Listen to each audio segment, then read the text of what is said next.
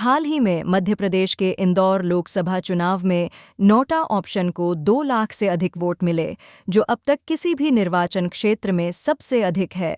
दरअसल, नोटा एक विकल्प है जो मतदाताओं को यह अधिकार देता है कि वे सभी उम्मीदवारों को अस्वीकार कर सकें। इसे 2013 में सुप्रीम कोर्ट के फैसले के बाद ईवीएम में जोड़ा गया था। इसका उद्देश्य यह था कि यदि मतदाताओं को कोई भी उम्मीदवार उपयुक्त न लगे, तो वे सभी को खारिज कर सकें और ऐसा करते समय उनकी गोपनीयता भी बनी रहे। हालांकि नोटा को सबसे ज्यादा वोट मिलने पर भी चुनाव परिणाम नहीं बदलता और दूसरे नंबर पर रहे उम्मीदवार को विजेता घोषित किया जाता है।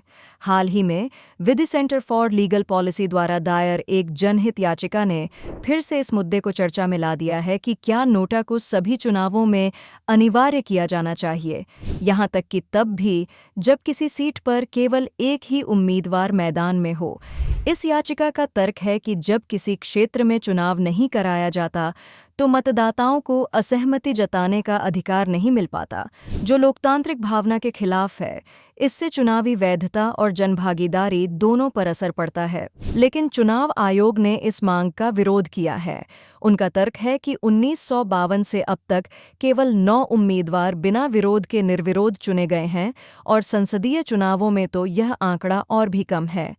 आयोग का मानना है कि इतने दुर्लभ मामलों में नोटा को अनिवार्य बनाने के लिए कानूनों में बदलाव करना व्यावहारिक नहीं है, क्योंकि इसके लिए जन प्रतिनिधित्व अधिनियम 1951 और चुनाव आचरण नियम 1961 में संशोधन करना पड़ेगा। हालांकि आलोचकों का कहना है कि यह केवल प्रशासनिक बहाना है। अगर पूरे देश में हजारों सीटों पर चुनाव हो सकते हैं, तो इतने दुर्लभ मामलों में भी नोटा विकल्प देना कोई बोझ नहीं है। इसके अलावा भले ही नोटा को चुनने वालों का प्रतिशत कम हो, लेकिन भारत जैसे बड़े देश में यह संख्या हजारों में होती है। उदाहरण के लिए बता दें कि 25 लाख मतदाताओं वाले क्षेत्र में 1% यानी 25,000 लोग अगर नोटा चुनते हैं, तो यह जन असंतोष का एक स्पष्ट संकेत है। इसके लिए कुछ सुझाव दिए गए हैं ताकि नोटा को और प्रभावशाली बनाया जा सके। उम्मीदवार को तभी विजयी माना जाए जब वह कुल पड़े वोटों का एक न्यूनतम प्रतिशत हासिल करे।